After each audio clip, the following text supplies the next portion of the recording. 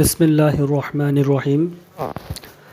আজকের আমার টপিক হলো আসলে লেনদেনের ব্যাপার নিয়ে। তো আসলে লেনদেনের ব্যাপার নিয়ে খুবই সতর্ক হওয়া উচিত। বর্তমানে এক শ্রেণীর মানুষ রয়েছে যারা মানুষের অসহায়ের সুযোগ নিয়ে মানুষের মাথায় বাড়ি দিয়ে থাকে, মানুষকে ঠকিয়ে খায়। তো এই জাতীয় মানুষ থেকে খুবই সাবধান।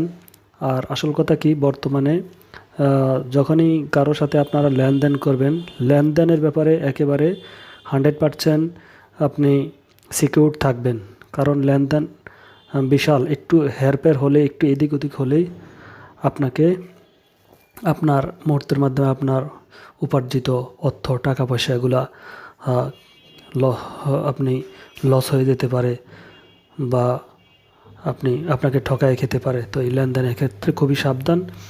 আপনারা 500 টাকার উপরে, 500 বা 1000-এর উপরে যদি কোনো প্রোডাক্ট কিনে থাকেন কোনো দোকানদার থেকে, কারো কাছ থেকে, তো অবশ্যই এই ক্ষেত্রে ক্যাশ মেমো বা মানি রিসিট, ঠিক আছে, অথবা ইনভয়েস আপনারা রাখবেন। এতে করে সুবিধা হবে, আপনার এটা ডকুমেন্ট হিসাবে থেকে যাবে।